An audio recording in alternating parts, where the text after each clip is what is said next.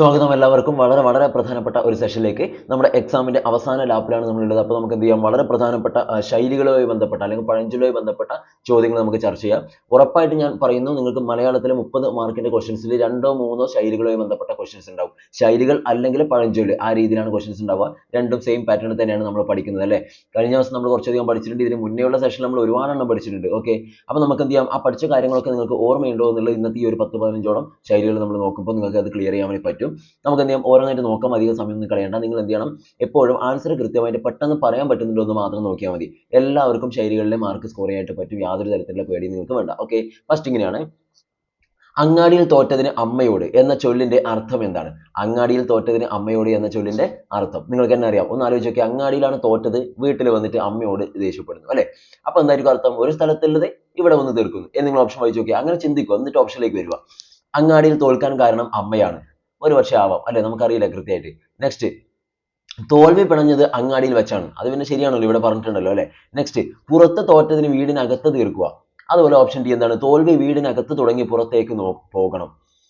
Okay, അപ്പൊ ഇതിൽ നിങ്ങൾക്ക് ഏതാ കറക്റ്റ് ആൻസർ ആയിട്ട് പറയാൻ പറ്റുക? അങ്ങാടിയിൽ തോറ്റു, അമ്മ വീട്ടിലുള്ളത് അമ്മയോടാണ് നമ്മൾ തീർക്കുന്നത്. അപ്പൊ ആൻസർ ഇവിടെ കറക്റ്റ് ആയിട്ട് വരുന്നത് പുറത്ത് തോറ്റതിന് വീടിന് അകത്ത് തീർക്കുക എന്നുള്ളതാണ് കറക്റ്റ് ആൻസർ കേട്ടോ. പുറത്ത് തോറ്റു, പക്ഷെ ആ ദേഷ്യം അവിടെ തീർക്കാൻ നമ്മൾ എന്ത് ചെയ്യുന്നു? വീടിന് വന്ന് വീട്ടുകാരോട് തീർക്കുന്നു. അതാണ് അങ്ങാടിയിൽ തോറ്റതിന് അമ്മയോട് എന്ന ചൊല്ലിന്റെ അർത്ഥമായിട്ട് നമുക്ക് പറയാൻ പറ്റും. ഓക്കെ, മനസ്സിലായില്ലേ? അപ്പൊ നിങ്ങൾ സ്കൂളൊക്കെ പോകുമ്പോൾ എന്തായാലും വീട്ടിലുള്ള ദേഷ്യം പോയിട്ട് ഒരിക്കലും കുട്ടികളോട് തീർക്കാൻ പാടില്ല എന്നുള്ള കാര്യം കൂടെ മനസ്സിലാക്കുക. ഓക്കെ, അപ്പൊ പുറത്ത് തോറ്റതിന് വീടിനകത്ത് തീർക്കുക എന്നുള്ളതാണ് ഈ ഒരു ശൈലി അല്ലെങ്കിൽ ഈ ഒരു ചൊല്ല് കൊണ്ട് നമ്മൾ ഉദ്ദേശിക്കുന്നത്. അടുത്ത ക്വസ്റ്റ്യൻ നോക്കിയേ. അരി എത്ര പയറഞ്ഞാഴി എന്ന പഴഞ്ചൊല്ല് കൊണ്ട് അർത്ഥമാക്കുന്നത് എന്താണ്? അരി എത്ര എന്ന് ചോദിച്ചപ്പോൾ പയറഞ്ഞാഴി എന്ന് പറഞ്ഞു. അതായത് ഒന്നുമില്ല, നിങ്ങളോട് ഒരാളുടെ പേര് ചോദിക്കുമ്പോൾ അവനവന് ഇഷ്ടപ്പെട്ട ഭക്ഷണത്തിന്റെ പേര് പറയും. ഒന്ന് ആലോചിച്ച് നോക്കിയാൽ, നമ്മൾ ചോദിച്ചത് വേറെ എന്തോ ആണ്, അവൻ പറഞ്ഞത് വേറെ എന്തോ ആണ് അല്ലേ. അപ്പൊ എന്താണ്, ആകെ മൊത്തത്തിൽ ഒരു കൺഫ്യൂഷൻ ആണ്. ഇനി നിങ്ങൾ ഓപ്ഷൻ വായിച്ചു നോക്കിയേ. അരിയും പയറും എത്രയെന്ന് പറയുക, ബന്ധം സൂചിപ്പിക്കുക, അരിയേക്കാൾ കൂടുതൽ പയറുണ്ട്, അതുപോലെ തന്നെ അസംബന്ധം പറയുക. ഇനി നിങ്ങൾ പറയാം ഏതായിരിക്കും ശരിയാവുക? അരി എത്ര എന്ന് ചോദിക്കുമ്പോൾ പറയുക പയറഞ്ഞാഴി എന്നാ പറയുന്നത് അല്ലേ. അല്ലേ, അത്രയേ ഉള്ളൂ. അപ്പൊ ആൻസർ എന്താണ്? അസംബന്ധം പറയുന്നതാണ്. ചോദിച്ചതിനല്ല ആൻസർ കിട്ടുന്നത്. ചോദിച്ചതെന്തോ അതിനെ അവർ മനസ്സിലാക്കി പറഞ്ഞത് മറ്റെന്തോ. അസംബന്ധം പറയുക എന്നുള്ള അർത്ഥത്തിലാണ് അത് നമ്മൾ ഉപയോഗിക്കുക. അപ്പൊ ഓപ്ഷൻ ഡി ആണ്, അസംബന്ധം പറയുക എന്നുള്ളതാണ് അരി എത്ര പയറഞ്ഞാഴി എന്നുള്ള ചൊല്ലുകൊണ്ട് അല്ലെങ്കിൽ ശൈലി കൊണ്ട് നമ്മൾ അർത്ഥമാക്കുന്നത്. ഓക്കെ, അടുത്തത്. ഒരുമ തന്നെ പെരുമ എന്നതിനോട് അർത്ഥത്തിൽ യോജിക്കാത്ത ചൊല്ല് ഏതാണ്? ഇത് നമ്മൾ കഴിഞ്ഞ ദിവസമായിട്ട് ഇപ്പൊ റീസെന്റ് ആയിട്ട് നമ്മൾ പറഞ്ഞ ഒരു ക്വസ്റ്റ്യൻ ആണ് അല്ലെ. ഒരുമ തന്നെ പെരുമ എന്നതിനോട് അർത്ഥത്തിൽ യോജിക്കാത്ത ചൊല്ല്. അപ്പൊ നിങ്ങൾ മനസ്സിലാക്കുക, ഒരുമ എന്ന് വെച്ചാൽ ഒരു നമ്മുടെ ഒരു എന്താ പറയുക, ഒത്തൊരുമ അല്ലെ. എല്ലാവരും കൂടിയുള്ള ആ ഒരു കാര്യമാണ് അവിടെ ഉദ്ദേശിക്കുന്നത്. ക്ലിയർ? ഓക്കെ, ഒരു ടീം വർക്കാണ് ഉദ്ദേശിക്കുന്നത്. ഇനി അതുമായി ബന്ധപ്പെട്ട് നിങ്ങൾ ഓപ്ഷനിലേക്ക് വന്നേ. ഒരുമയുണ്ടെങ്കിൽ ഉലക്കമേലും കിടക്കാം അല്ലെ. നെക്സ്റ്റ്, നിലയ്ക്കു നിന്നാൽ മലയ്ക്കു സമം. അടുത്തത്, ഐകമത്യം മഹാബലം. അതുപോലെ ഓപ്ഷൻ ഡി, ഒത്തിരുന്നാൽ 10 ബലം. ഇതിൽ നിങ്ങൾ നോക്കേണ്ട ഇത്രയേ ഉള്ളൂ, 4 ഓപ്ഷൻസിൽ. ഇതിന്റെ പ്രശ്നമൊന്നും ഉണ്ടാവില്ല, നിങ്ങൾക്ക് കിട്ടിയിട്ടുണ്ടാവും. കാരണം നമ്മൾ ഓൾറെഡി പഠിച്ചതാണ് അല്ലേ. എന്താണ്, ഇതിൽ 3 എണ്ണം എന്തായിരിക്കും? ഒരു ഗ്രൂപ്പിസത്തെ തന്നെയാണ്, ഒരു ടീം വർക്കിനെ തന്നെയാണ് സൂചിപ്പിക്കുന്നത്. ഒരെണ്ണം മാത്രമേ ഇൻഡിവിജ്വൽ ആയിട്ട് കാണിക്കുന്നുള്ളൂ. അത് ഏതെന്ന് കണ്ടെത്തിയാൽ മതി. നിങ്ങൾ നോക്കിയാൽ പെട്ടെന്ന് മനസ്സിലാവും. ഒരുമയുണ്ടെങ്കിൽ ഉലക്കമേലും കിടക്കാൻ. ഒരുമ എന്ന് വെച്ചാൽ എന്താണ്? നമ്മുടെ ഈ ഒരുമ തന്നെയാണ് അല്ലെ, ടീം വർക്ക് തന്നെയാണ് ഉദ്ദേശിക്കുന്നത്. അപ്പൊ ഇതെന്തല്ല, നമ്മുടെ ആൻസർ യോജിക്കാത്തതല്ല, യോജിക്കുന്നതാണ്. ഇതിനോട് യോജിക്കുന്നതാണ്. അപ്പൊ നമുക്ക് വേണ്ടത് ഇതല്ല, യോജിക്കാത്തതാണ് വേണ്ടത്. അടുത്തത്, നിലയ്ക്ക് നിന്നാൽ മലയ്ക്ക് സമം. നിലക്ക് നിൽക്കുക എന്ന് പറഞ്ഞതാണ് ആദ്യം നമ്മൾ നേരെ നിൽക്കണല്ലേ. ഒരാളെ കുറിച്ച് പറയും, ഒരു ഇൻഡിവിജ്വലിനെ കുറിച്ച് ഇവിടെ പറഞ്ഞല്ലേ. നീ ആദ്യം നിലക്ക് നിൽക്കണം എന്നൊക്കെ നമ്മൾ പറയാറുണ്ട്. നിലക്ക് നിന്നാൽ മലക്ക് സമമായി. ഓക്കെ, അപ്പൊ അത് അവിടെ പെൻഡിങ്ങിൽ വെക്കട്ടെ. നെക്സ്റ്റ്, ഐകമത്യം മഹാബലം. അവിടെയും ഒരു ടീം വർക്ക് തന്നെയാണ് അല്ലെ. ഒരു ഒരു ഒരു പിന്നെ എന്താണ്, ഒരു ഗ്രൂപ്പിന് അവരുടെ ഒരുമയെ തന്നെയാണ് കാണിക്കുന്നത് അല്ലെ. അപ്പൊ ഇത് നമുക്ക് ആവശ്യമില്ല. നെക്സ്റ്റ്, ഒത്തിരുന്നാൽ 10 ബലം. ഒത്തിരിക്കുക എന്ന് വെച്ചാൽ തന്നെ എന്തിനാണ്, നമ്മൾ എല്ലാവരും കൂടെ ഒരുമിച്ചിരിക്കുക എന്നാണ് ഉദ്ദേശിക്കുന്നത്. ഒരുമിച്ച് നിന്നാൽ എല്ലാവരും കൂടെ ആകുമ്പോൾ 10 ബലമായി, അത്രയും സ്ട്രോങ് ആയി നമ്മുടെ ടീം. അപ്പൊ ഇതൊക്കെ എന്താണ്, ഒരുമ തന്നെ പെരുമ എന്നുള്ളതിന്റെ അർത്ഥത്തിൽ വരുന്നതാണ്. നമുക്കതിൽ വേണ്ടാത്തത് അല്ലെങ്കിൽ അതിൽ നിന്നും ആ അർത്ഥത്തിൽ യോജിക്കാത്തത് ചോദിച്ചാൽ എന്താണ്? നിലയ്ക്കു നിന്നാൽ മലയ്ക്ക് സമം എന്നുള്ളതാണ് കറക്റ്റ് ആൻസർ. നിങ്ങൾക്ക് ഏകദേശം ചെയ്യേണ്ട കാര്യം മനസ്സിലായി, പിടികിട്ടി എന്ന് മനസ്സിലാക്കുന്നു. നെക്സ്റ്റ്, ചുമരുണ്ടെങ്കിലേ ചിത്രം വരയ്ക്കാനാവൂ എന്ന ചൊല്ലിന്റെ അർത്ഥം എന്താണ്? നിങ്ങൾ ആദ്യം ആലോചിച്ച് നോക്ക്. നമുക്ക് ചിത്രം വരക്കണമെങ്കിൽ ചുമര് വേണം. അപ്പൊ എന്താ, പേപ്പറിൽ വരച്ചുകൂടെ എന്ന് ചോദിക്കാൻ പാടില്ല. ഓക്കെ, നമ്മൾ ചുമർ ചിത്രമാണ് വരക്കുന്നതെന്ന് വിചാരിക്കും. അപ്പൊ എന്താണ്, നമുക്ക് ചിത്രം വരക്കണമെങ്കിൽ അവിടെ ചുമര് ഉണ്ടാവണം. അല്ലാതെ ഒന്നുമില്ലാതെ പോയിട്ട് അവിടെ ഇങ്ങനെ നമുക്കിങ്ങനെ വീശിയിട്ട് കാര്യമില്ലല്ലോ അല്ലെ. അന്തരീക്ഷത്തിൽ നമുക്ക് കളർ പെയിന്റ് അടിച്ചിട്ട് കാര്യമില്ലല്ലോ. ഇല്ല. അപ്പൊ അതല്ല ഇവിടെ ഉദ്ദേശിക്കുന്നത്. നിങ്ങൾ അതേ കൺസെപ്റ്റ് നിങ്ങൾ ഇങ്ങോട്ട് റിയാലിറ്റിയിലേക്ക് പോവാം. ഇനി വായിച്ചു നോക്കിയേ. പ്രധാന വസ്തുവിനും ഘടക വസ്തുവിനും തുല്യ പ്രാധാന്യമുണ്ട്. ചുമരും ചായവും ഉണ്ടെങ്കിലേ നന്നായി വരയ്ക്കാൻ കഴിയൂ. ചിത്രം ചുമരുണ്ടെങ്കിലേ വരയ്ക്കാവൂ. അതുപോലെ തന്നെ എന്താണ്, അടിസ്ഥാനം ഉറച്ചാലേ മറ്റുള്ള കാര്യങ്ങൾ ചെയ്യാനാവൂ. ഇനി നിങ്ങൾ പറ, ചുമരുണ്ടെങ്കിലേ ചിത്രം വരയ്ക്കാനാവൂ എന്ന് വെച്ചാൽ എന്താ ഉദ്ദേശിക്കുന്നത്? ഇവിടെ ചുമര് എന്ന് വെച്ചാല് നമുക്ക് ചിത്രം വരക്കേണ്ട വാളല്ല ഉദ്ദേശിക്കുന്നത്, എന്തോ ആവട്ടെ. നമുക്കൊരു കാര്യം ചെയ്യണമെങ്കിൽ നമ്മൾ എന്ത് ചെയ്യണം? ആദ്യം അതിന്റെ ബേസ് സെറ്റ് ആവണം അല്ലേ? ബേസ് സെറ്റ് ആയാലേ നമുക്ക് എന്ത് ചെയ്യാൻ പറ്റുള്ളൂ? അതിന്റെ ബാക്കിയുള്ള അഡ്വാൻസ് ആയിട്ടുള്ള കാര്യങ്ങളൊക്കെ ചെയ്യാൻ പറ്റൂ എന്നാണ് ഇവിടെ ഉദ്ദേശിക്കുന്നത്. ക്ലിയർ? അതായത് ചിത്രം വരക്കണമെങ്കിൽ നിങ്ങൾ പേപ്പറിലാണ് വരക്കണമെങ്കിൽ പേപ്പർ ഉണ്ടാവണമല്ലോ, എന്നാലേ വരക്കാൻ പറ്റൂ അല്ലേ? അപ്പൊ എന്തോ ആവട്ടെ, ഇവിടെ വരുന്നത് അടിസ്ഥാനം ഉറച്ചാലേ മറ്റുള്ള കാര്യങ്ങൾ ചെയ്യാനാവൂ എന്നുള്ളതാണ്. അടിസ്ഥാനം ഉറച്ചാലേ മറ്റുള്ള കാര്യങ്ങൾ ചെയ്യാനാവൂ എന്നുള്ള കാര്യമാണ് നമ്മൾ മനസ്സിലാക്കിയെടുക്കാൻ. ക്ലിയർ ആവുന്നുണ്ടല്ലോ? കിട്ടൂലേ? ബുദ്ധിമുട്ടൊന്നുമില്ല. നെക്സ്റ്റ്, ഓടുന്ന പട്ടിക്ക് ഒരു മുഴം മുൻപ് എന്നതിന്റെ അർത്ഥം എന്താണ്? ഓടുന്ന പട്ടിയാണ്, അതിന് ഒരു മുഴം മുൻപ് അല്ലേ? ഏതാ വരുക? ദാനം കൊടുക്കുന്നത് നേരത്തെ അറിയണം, വരാനുള്ളവ മുൻകൂട്ടി കണ്ട് പ്രവർത്തിക്കണം, നീട്ടി എറിഞ്ഞെങ്കിലേ ഏറ് പട്ടിക്ക് കൊള്ളൂ, അതുപോലെ പട്ടിയെ എറിയണമെങ്കിൽ അളന്നു മുറിക്കണം. അളന്നിട്ട് നിങ്ങൾ അളവൊക്കെ എടുക്കുമ്പോൾ പട്ടി അങ്ങ് എത്തും അല്ലേ? നമ്മൾ അല്ലെങ്കിൽ പട്ടി നമുക്ക് അറിയേണ്ട കാര്യമില്ല എന്നാലും. അപ്പൊ എന്താണ് ഓടുന്ന പട്ടിക്ക് ഒരു മുഴം മുൻപ് എന്ന് വെച്ചാൽ എന്താണ്? നമുക്കറിയാം, നമുക്ക് എന്തായാലും ഈ ഒരു ജനുവരി മാസം 10, 18, 19 തീയതികളിൽ കേട്ടറ്റ് എക്സാം വരാനുണ്ടെന്ന് നിങ്ങൾക്കറിയാം. നിങ്ങൾ 2 മാസം മുന്നേ 2.5 മാസം മുന്നേ അറിഞ്ഞതാണ്. അതിന് മുന്നേ നിങ്ങൾക്ക് പ്രഡിക്റ്റ് ചെയ്യാൻ പറ്റുമല്ലോ നമുക്ക് ഇങ്ങനെ വരാനുണ്ട്. അപ്പൊ ആ വരാനുള്ള എക്സാമിന് വേണ്ടി നിങ്ങൾ ഒരുപാട് കാലം മുന്നേ എന്ത് ചെയ്തു? പഠിച്ചു വന്നു. അങ്ങനെ നിങ്ങൾ പഠിച്ച് അതിന്റെ അവസാന ലാപ്പിലേക്ക് എത്തിയിരിക്കുകയാണ് അല്ലേ? ഒരുപാട് ആളുകൾ നാളെയാണ് എക്സാം എന്ന് അറിഞ്ഞുകൊണ്ട് ഇന്നിപ്പോൾ ഹോൾ ടിക്കറ്റ് എടുക്കാൻ പോയിട്ട് ഇന്ന് എന്തെങ്കിലും നോക്കാൻ നിൽക്കുന്ന ആളുകളുണ്ട്. ഓക്കെ, അപ്പൊ നിങ്ങൾ കുറച്ചു കാലം മുന്നേ അറിഞ്ഞിട്ടുണ്ട്. അപ്പൊ എന്താ വെച്ചാൽ എന്താണ്? എന്താണ് ആൻസർ വരിക? വരാനുള്ളവ മുൻകൂട്ടി കണ്ട് അതിനു വേണ്ടി പ്രവർത്തിക്കണം എന്നതാണ് ഓടുന്ന പട്ടിക്ക് ഒരു മുഴം മുൻപേ. മനസ്സിലായില്ലേ? വരാനുള്ളവ മുൻകൂട്ടി കണ്ടിട്ട് അതിന് നമ്മൾ പ്രവർത്തിക്കണം. അതാണ് ഇവിടെ ഉദ്ദേശിക്കുന്നത്. മനസ്സിലായി എന്ന് വിചാരിക്കുന്നു, ക്ലിയർ ആയി എന്ന് വിചാരിക്കുന്നു. നെക്സ്റ്റ്, രണ്ടുപേരുടെയും ആഗ്രഹം ഒന്നാകുക എന്നർത്ഥമുള്ള ചൊല്ല് ഏതാണ്? രണ്ടുപേരുടെയും ആഗ്രഹം ഒന്നാവണം. നോക്കാം. ആന വായിൽ അമ്പഴങ്ങ. അത് നമ്മൾ കഴിഞ്ഞ ദിവസം പറഞ്ഞാണല്ലോ, ആനയുടെ ഇത്രയും വലിയ വായിൽ ചെറിയൊരു അമ്പഴങ്ങ കൊണ്ടിട്ടന്നത് ഒന്നുമില്ലാത്തതാണല്ലോ, അത്രയും ഒന്നുമില്ലാത്തൊരവസ്ഥയാണ്. നെക്സ്റ്റ്, അംഗവും കാണാം താളിയും ഒടിക്കാം. അതെന്താണ്? നമ്മൾ ഒരു വെടിക്ക് രണ്ട് പക്ഷി നോക്കിയുള്ള ചൊല്ല് ഒരർത്ഥം നമ്മൾ പറയാറുണ്ട്. അതൊക്കെ വരുന്നത് ഇതാണ്, അംഗവും കാണാം താളിയും ഒടിക്കാം അല്ലേ? അത് കാണുകയും ചെയ്യാം, ഇപ്പുറത്തെ പരിപാടിയും ചെയ്യാം. അതായത് ഒറ്റ പോക്ക് തന്നെ രണ്ട് കാര്യങ്ങൾ, അതാണ് ഉദ്ദേശിക്കുന്നത്. ക്ലിയർ? നെക്സ്റ്റ്, അച്ഛൻ ഇച്ഛിച്ചതും പാല്, വൈദ്യൻ കൽപ്പിച്ചതും പാല് അല്ലേ? അത് നമ്മൾ രോഗിയെ ഇച്ഛിച്ചതും വൈദ്യൻ കൽപ്പിച്ചതും പാല്, ആ രീതിയിൽ അങ്ങോട്ടും ഇങ്ങോട്ടൊക്കെ മാറ്റി പറയാറുണ്ട്. അപ്പൊ അച്ഛൻ ഇച്ഛിച്ചതും പാല്, വൈദ്യൻ കൽപ്പിച്ചതും പാല്. പിന്നെയോ അരമന രഹസ്യം, അങ്ങാടി പരസ്യം. അരമന രഹസ്യമൊക്കെ അങ്ങാടി പാട്ടായി, മൊത്തം ഫ്ലാഷ് ആയി. അപ്പൊ ഇവിടെ രണ്ടുപേരുടെയും ആഗ്രഹം ഒന്നാകുക എന്നുള്ള അർത്ഥത്തിൽ നമുക്ക് എന്താ പറയാൻ പറ്റുക? അച്ഛൻ ആഗ്രഹിച്ചതും പാല് തന്നെയാണ്, വൈദ്യൻ കൽപ്പിച്ചതും പാല്. അല്ലെങ്കിൽ രോഗി ഇച്ഛിച്ചതും പാല്, വൈദ്യൻ കൽപ്പിച്ചതും പാല്. രണ്ടാളുടെയും ഉദ്ദേശം അല്ലെങ്കിൽ രണ്ടാളും ആഗ്രഹിച്ചത് ഒരേ കാര്യം തന്നെയാണ്. അപ്പൊ രണ്ടാളുടെ ആഗ്രഹം ഒന്നാകുക എന്ന് വെച്ചാൽ എന്താണ് വരുക? ഇതാണ് സാധനം വരുക. ഞാൻ ഇത്രക്കൊന്നും പറയേണ്ടതായിട്ട് വരുന്നില്ല, എനിക്കറിയാം. നിങ്ങൾക്ക് എല്ലാവർക്കും പെട്ടെന്ന് തന്നെ ആൻസർ കിട്ടുന്നു അറിയാം. ഓക്കെ, അടുത്തത്, അകത്തൂട്ടിയിട്ടേ പുറത്തൂട്ടാവൂ എന്ന ചൊല്ലിന്റെ അർത്ഥം എന്താണ്? അകത്ത് ഊട്ടിയിട്ടേ പുറത്ത് ഊട്ടാവൂ എന്നാണ് പറയുന്നത് അല്ലെ? നോക്കാം. കഷ്ടപ്പെട്ടാലും മറ്റുള്ളവരുടെ പ്രശ്നങ്ങൾ പരിഹരിക്കണം. നെക്സ്റ്റ്, സ്വന്തം പ്രശ്നങ്ങൾ പരിഹരിച്ചിട്ടേ മറ്റുള്ളവരുടെ പ്രശ്നങ്ങൾ പരിഹരിക്കാവൂ.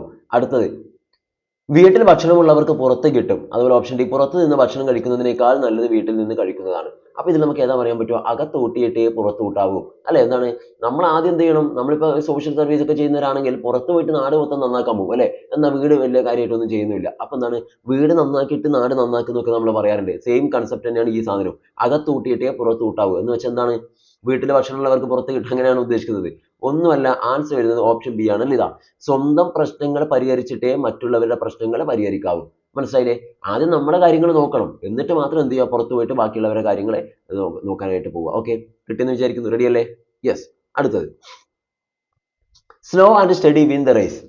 Slow and steady win the race എന്നതിന് സമാനമായ മലയാളം പഴഞ്ചൊല്ല് എന്താണ്? ഇതിപ്പോ നിങ്ങൾ അടുത്ത കാലത്ത് മറ്റേ സിനിമയിലൊക്കെ ഡയലോഗ് കണ്ടിട്ടുണ്ടാവും അല്ലേ? മറ്റേ സുമലത ടീച്ചറുടെയും സുരേഷിന്റെ പ്രണയം ഒക്കെ ബന്ധപ്പെട്ട് നമ്മൾ ആ ഒരു സിനിമയിൽ പറഞ്ഞാണ്. ആ ഒരു കോർട്ട് സീനിൽ നിങ്ങൾ കേട്ടിട്ടുണ്ട്, slow and steady win the race എന്നല്ലേ എന്നൊക്കെ പറഞ്ഞുകൊണ്ട് ഒരു ഡയലോഗ് ഉണ്ട്. അപ്പൊ എന്താണ് ഉദ്ദേശിക്കുന്നത്? നിങ്ങൾക്ക് അറിയാം, ഡീറ്റെയിൽ ആയിട്ട് അറിയാം. ഇതിന്റെ ആൻസർ എന്താണെന്ന് അറിയാം. നോക്കിയേ, അഴകുള്ള ചക്കയിൽ ചുളയില്ല, പയ്യെ തിന്നാൽ പനയും തിന്നാം, നാടോടുമ്പോൾ നടുവേ ഓടണം, മെല്ലെ ഓടിയാൽ വേഗം ജയിക്കാം. അപ്പൊ ഏതാ വരുക? Slow and steady win the race. അതിൽ തന്നെ ഉണ്ട് slow and steady win the race എന്ന് വെച്ചാൽ എന്താണ്? പയ്യെ തിന്നാൽ പനയും തിന്നാം അല്ലെ? ഇതാണ് കറക്റ്റ് ആയിട്ട് വരിക. പയ്യെ തിന്നാൽ നമുക്ക് പനയും തിന്നാം എന്നുള്ള കൺസെപ്റ്റിലാണ് ഇവിടെ എന്ത് വരിക? Slow and steady win the race എന്നുള്ള ഒരു ശൈലിയുടെ അർത്ഥമായിട്ട് നമുക്ക് ഇവിടെ വരിക. ഓക്കെ, നെക്സ്റ്റ് ക്വസ്റ്റിലേക്ക് വരുന്നു. ഇതാ, മഹാന്മാരായ ആളുകളോട് അടുത്ത് പെരുമാറുന്ന നിസാരന്മാർക്കും മാഹാത്മ്യം കിട്ടും. ഈ ആശയം സൂചിപ്പിക്കുന്ന പഴഞ്ചൊല്ല് തന്നിരിക്കുന്നതിൽ ഏതാണെന്നാണ് ചോദിച്ചത്. ഇതിന്റെ ഓപ്ഷനും കാര്യങ്ങളൊക്കെ കൃത്യമായിട്ട് ശ്രദ്ധിക്കണം. നമ്മളെ വട്ടം കറക്കാനായിട്ട് അവരെ തിരിച്ചു മറിച്ച് ഇങ്ങനെ സാധനം മാറ്റിയിടും. ഓക്കെ, കാര്യം മനസ്സിലാക്കിയല്ലോ. മഹാന്മാരായ ആളുകളോടൊക്കെ അടുത്ത് പെരുമാറുന്ന നിസാരന്മാർക്കും മാഹാത്മ്യം കിട്ടും എന്നാണ് പറയുന്നത്. ഇനി നമുക്ക് നോക്കാം. ഒന്നാമത്തെ പോയിന്റ് നോക്കിയേ, ആനയ്ക്കുള്ള വഴിയെ പാപ്പാന് വേണ്ട. അടുത്തത്, ഈച്ച തിന്നാൽ പൂച്ചയുടെ വയർ നിറയുമോ? 3, കൊമ്പൻ പോണ വഴിയെ മോഴയും പോകും. അതുപോലെ മുല്ലപ്പൂവിന്റെ മണത്താൽ വാഴനാരിനും മോക്ഷം. മുല്ലപ്പൂവിന്റെ മണത്താൽ വാഴനാരിനും മോക്ഷം. അപ്പൊ നമുക്ക് ഇതിൽ ഏത് ആൻസർ ആണ് പറയാൻ പറ്റുക? മഹാന്മാരുടെ അടുത്ത് പെരുമാറുന്ന പിന്നെ എന്താണ് നിസാരന്മാർക്കും അതിൻ്റെതായിട്ടുള്ള മഹാത്മ്യം ലഭിക്കും എന്നാണ് നമ്മളോട് പറഞ്ഞിരിക്കുന്നത് അല്ലെ. അപ്പൊ നമുക്ക് ഇവിടെ ആൻസർ ഏതാണ് പറയാൻ പറ്റുക? നിങ്ങൾക്കറിയാലോ, മുല്ലപ്പൂമ്പൊടി ഏറ്റുകിടക്കും കല്ലിനുമുണ്ടാ സൗരഭ്യം എന്നൊക്കെ പറഞ്ഞ് നിങ്ങൾ കേട്ടിട്ടുണ്ട്. അപ്പൊ അതേ സാധനം തന്നെയാണ് ഇതാ, മുല്ലപ്പൂവിന്റെ മണത്താൽ വാഴനാരിനും മോക്ഷം. മനസ്സിലായേ? മുല്ലപ്പൂവിന്റെ അടുത്തുള്ള വാഴനാരാണെങ്കിൽ ആ ഒരു മണം അല്ലെ, ആ ഒരു സൗരഭ്യം വാഴനാരിനും ഏൽക്കും. അതും അതിന് നമ്മളൊരു പ്രത്യേക നമുക്കൊരു ഫീൽ വരും. ഓക്കെ, അപ്പൊ അതാണ് ഉദ്ദേശിക്കുന്നത്. ആ വാഴനാരിനും ആ ഒരു സൗരഭ്യം ലഭിക്കുന്നുണ്ട് എന്നുള്ളതാണ് ഇവിടെ കൺസെപ്റ്റ്. അപ്പൊ ഇതാണ് മഹാന്മാരായ ആളുകളോട് അടുത്ത് പെരുമാറുന്ന നിസാരന്മാർക്കും നിസാരന്മാർക്കും അതിൻ്റെതായിട്ടുള്ള മഹാത്മ്യം കിട്ടും. അപ്പൊ ഇതാണ് ശരി എന്ന് വെച്ച് നിങ്ങൾ നേരെ പോയിട്ട് എന്ത് ചെയ്യാൻ പാടില്ല? നാലാമത്തെയാണ് ശരി എന്നുള്ളത് ഓപ്ഷൻ ഡിയിൽ പോയിട്ട് അങ്ങോട്ട് കൽപ്പിക്കാൻ പാടില്ല. അതിന്റെ ഓപ്ഷൻസ് ഇതാ ഇവിടെയാണ് ഉള്ളത് അല്ലെ, താഴെയാണ് കൊടുത്തിരിക്കുന്നത്. അതിലേതാ 4 നോക്കുക.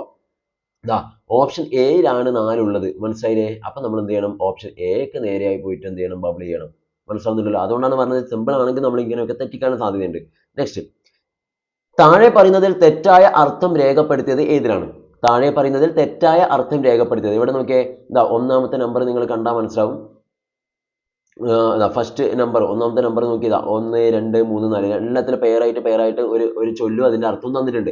അതിനർത്ഥം എന്ന് പറയുന്ന പോലെ തന്നിട്ടുണ്ട്. അപ്പൊ അതിന് തെറ്റായ അർത്ഥം രേഖപ്പെടുത്തി ഏതെന്ന് ചോദിച്ചത്. നോക്കാം. ഒരു കുന്നിന് ഒരു കുഴി, അതിന്റെ അർത്ഥമായിട്ട് പറയുന്നത് കുന്ന് കഴിഞ്ഞാൽ കുഴി വേണമെന്നാണ് അവർ അതിന്റെ അർത്ഥം പറയുന്നത്. നെക്സ്റ്റ്, കോരനിൽ കുമ്പിളിൽ തന്നെ കഞ്ഞി, അല്ലെങ്കിൽ ദരിദ്രൻ എന്നും ദരിദ്രൻ തന്നെ. തേർഡ്, ചൊട്ടയിലെ ശീലം ചുടല വരെ, അല്ലെങ്കിൽ ചെറുപ്പത്തിലുള്ളത് വയസ്സായാലും മാറില്ല. അതുപോലെ എലിയെ തോൽപ്പിച്ച് ഇല്ലം ചുടുക എന്നതിന് അർത്ഥമായിട്ട് ചെറിയ കാര്യത്തിന് വലിയ നഷ്ടം വരുത്തുക എന്നാണ് പറഞ്ഞത്. ഈ പറഞ്ഞ 4 കാര്യങ്ങളിൽ 3 ശരിയായ ജോഡികളാണ്, ഒരെണ്ണം തെറ്റുണ്ട്. അത് ഏതാണെന്ന് കണ്ടെത്തേണ്ടത്. നമുക്ക് താഴെ നിന്ന് മേലോട്ട് പോവാം. നോക്കിയേ, എലിയെ തോൽപ്പിച്ച് ഇല്ലം ചുടുക, അല്ലെങ്കിൽ എലിയെ പേടിച്ചെന്നാണ്. എലിയെ പേടിച്ച് ഇല്ലം ചുടുക എന്നുള്ള കാര്യത്തിൽ നമുക്ക് എന്താ പറയാൻ പറ്റുക? ഒരു സംശയം വേണ്ട, ചെറിയ കാര്യമാണ് എലി, അതിന് വേണ്ടി നമ്മൾ മൊത്തം വലിയ നഷ്ടം ഉണ്ടാക്കുക. അപ്പൊ ഇത് നമ്മൾ എന്താ പറഞ്ഞാണ്? ഇത് ശരിയാണ്, ഇത് കറക്റ്റ് ആണ് അല്ലെ, ഇത് ശരിയാണ്, നമുക്ക് തെറ്റായതാ വേണ്ടത്, ഇത് ശരിയാണ്. അടുത്തത്, ചൊട്ടയിലെ ശീലം ചുടല വരെ എന്ന് വെച്ചാൽ നിങ്ങൾ ജനിക്കുമ്പോൾ കിട്ടിയ ശീലം നിങ്ങൾ മരിക്കുന്നവരെയും അത് നിങ്ങളുടെ കൂടെ തന്നെ ഉണ്ടാവും. ഓക്കെ, അപ്പൊ അതാണ് ഉദ്ദേശിക്കുക. ചെറുപ്പത്തിലുള്ളത് വയസ്സായാലും മാറൂല, അതാണ് ഉള്ളത്. ഇതാ അതും ശരിയാണ്. കോരന് കൊമ്പിളിൽ തന്നെ കഞ്ഞി അല്ലെ, എന്താണ്? ഓണം വന്നാലും ഉണ്ണി പിറന്നാലും കോരന് കൊമ്പിളിൽ തന്നെ കഞ്ഞി എന്ന് വെച്ചാൽ എന്താണ്? കോരൻ എന്ന് വെച്ചാൽ ഇവിടെ ഉദ്ദേശിക്കുന്നത് ഒരു ദരിദ്ര കഥാപാത്രമായിട്ടാണ്, ദരിദ്രന്മാരുടെ പ്രതീകമായിട്ടാണ് ഇവിടെ കോരൻ എന്നുള്ളത് കൊണ്ട് ഉദ്ദേശിക്കുന്നത്. അപ്പോൾ എന്ത് ആഘോഷം വന്നാലും, നല്ല സൗഭാഗ്യം വന്നാലും, ഓണത്തെ ചില ആഘോഷങ്ങളൊക്കെ വരെ, ഓണം വന്നാൽ ഉണ്ണി പിറന്നാൾ, അങ്ങനത്തെ ദിവസങ്ങളൊക്കെയാണ് പ്രധാനമായിട്ട്. പണ്ട് കാലങ്ങളൊക്കെ അത്യാവശ്യം കുറച്ച് നല്ല ഭക്ഷണം വീടുകളൊക്കെ ഉണ്ടാവും അല്ലെ, സാമ്പത്തികമായിട്ട് വലിയ മേന്മയൊന്നും ഇല്ലാത്ത വീടുകളിൽ. അപ്പൊ അങ്ങനെ എന്ത് സംഭവിച്ചാലും കോരന് എപ്പോഴും എന്ത് തന്നെയാണ്? കുമ്പിളിൽ തന്നെ കഞ്ഞി തന്നെയാണ് എന്ന് പറഞ്ഞതാണ്. ദരിദ്രൻ എന്നും ദരിദ്രൻ തന്നെയാണ്, അവർക്ക് പ്രത്യേകിച്ച് മാറ്റമില്ല. അപ്പൊ അതും ശരിയാണ്. അപ്പൊ പിന്നെ തെറ്റെന്നാണ് ഇതാ, ഒരു കുന്നിന് ഒരു കുഴി. ഒരു കുന്നിന് ഒരു കുഴി വെച്ചാൽ കുന്ന് കഴിഞ്ഞാൽ കുഴി വേണം എന്നുള്ള അർത്ഥത്തിൽ നമുക്ക് പ്രയോഗിക്കാൻ പറ്റില്ല. ഓക്കെ, അത് തെറ്റാണ്. അപ്പൊ നമുക്ക് ഒന്നാമത്തെയാണ് തെറ്റ്. നേരെ പോയിട്ട് എയിൽ ബബിൾ ചെയ്യാൻ പാടില്ല. 1 ഇവിടെ വരുന്നത് ഏതിലാന്ന് നോക്കുക. 1 വരുന്നത് ഓപ്ഷൻ സി ആണ്. അപ്പൊ സി ആണ് കറക്റ്റ് ആൻസർ. ഓക്കെ, ശരി. നെക്സ്റ്റ്, കാണം വിറ്റും ഓണം ഉണ്ണണം. അതിപ്പോ നമ്മൾ പറഞ്ഞ പോലെ തന്നെ എന്ന ചൊല്ലിന്റെ അർത്ഥം എന്താണ്? കാണം വിറ്റും ഓണം ഉണ്ണണം. വസ്തു വിറ്റ് വേണം ഓണം ഉണ്ണാൻ. ഓണം ഉണ്ണാൻ വസ്തു വിൽക്കരുത്. നഷ്ടം സഹിച്ചും നല്ലത് ചെയ്യണം. പിന്നെ ഓണം ഉണ്ണാൻ വളരെ കഷ്ടപ്പെടണം എന്നൊക്കെയാണ് പറഞ്ഞിരിക്കുന്നത്. അപ്പൊ നമുക്ക് എന്താ പറയാൻ പറ്റുക? എന്താണ് കാണം വിറ്റ് ഓണം ഉണ്ടെന്ന് വെച്ചാൽ, ഈ പണ്ട് കാലത്ത് ഓണം എന്നുള്ള ആഘോഷമൊക്കെ നല്ലത് അവർ മാത്മ്യമായിട്ട് കാണാറുണ്ട് അല്ലെ. ആ സമയത്താണ് വീടുകളിലൊക്കെ കുറച്ച് എന്തെങ്കിലും ഒരു കറിയൊക്കെ അധികം വെച്ചിട്ടൊക്കെ ഭക്ഷണമൊക്കെ ഉണ്ടാക്കുക. സദ്യ ഒന്നും ഇല്ലെങ്കിൽ പോലും പാവപ്പെട്ട ആളുകളൊക്കെ അങ്ങനെയൊക്കെയാണ് ചെയ്യുക.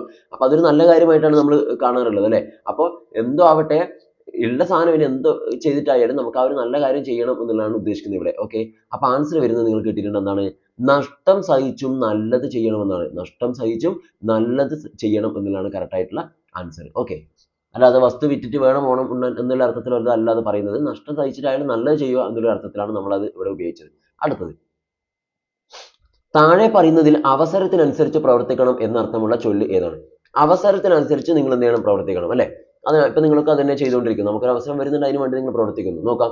കൈ നനയാതെ മീൻ പിടിക്കുക. അടുത്തത്, കാറ്റുള്ളപ്പോൾ ചേറ്റണം.